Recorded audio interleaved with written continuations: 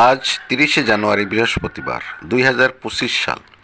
১৭ জনের মতো লোক নামানো হয়েছে দাউদখালী খালে কচুরি পানা পরিষ্কার করতে। এই খাল দিয়ে যশোরের শার্শা উপজেলার বিস্তীর্ণ অঞ্চলের পানি ইছামতি নদীতে পড়ে।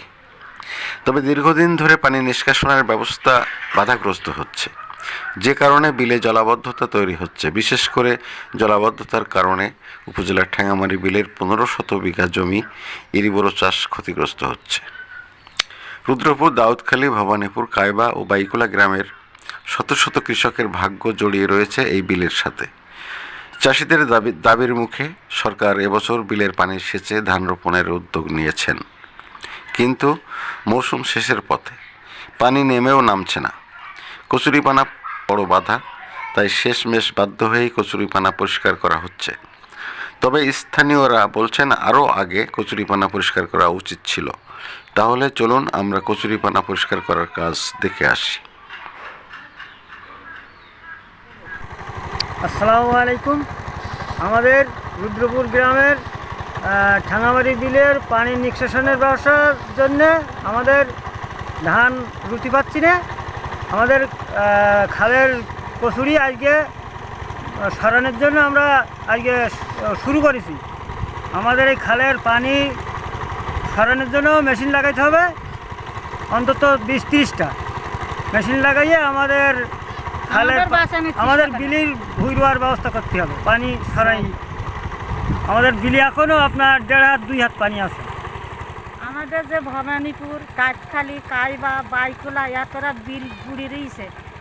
এই যে কচুরি পরিষ্কার করছে এতও টানবে না। আমাদের মেশিন না লাগালে চাষিগুলো ভাতের জ্বালায় মরবে। আমি ভালো বলতে পারিনি। বল যা বল যে আমরা জল নিয়ে খাল পরিষ্কার করছি।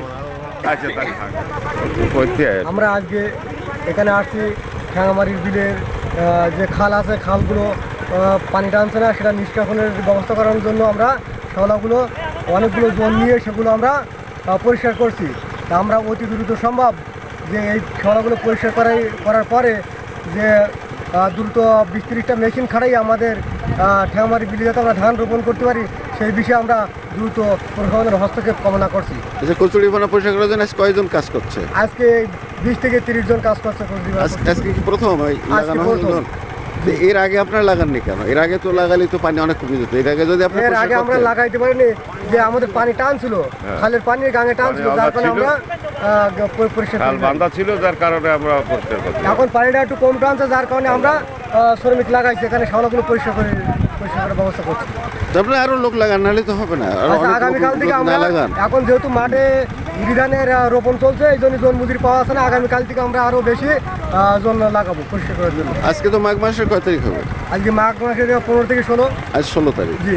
যদি আপনার ১৪ দিনের ভিতরেই তো এই খালের পানি শেষে বিল ধান রোয়ার উপযুক্ত করতে হবে, তাই না? সেটা সম্ভব হবে কিনা? জি, আশা করছি আমরা এই ১৪ থেকে ১৫ দিনের ভিতরে এই পানি নিষ্কাশনের ব্যবস্থা করতে পারবো। বিসমিল্লাহির রহমানির রহিম। আজকে আমরা এখানে ১৪০০ বিঘা জমি আছে আমাদের বিলে, পানিবন্দি পড়ে আছে। এখানে ধান রোপণ করার জন্যে আমরা কার্যকর শুরু করেছি। জোরে শালা পরিষ্কার করছে বা মেশিন ২০-৩০টা মেশিন খাটাতে হবে, এই করবে। এইগুলি আমার বক্তব্য আমি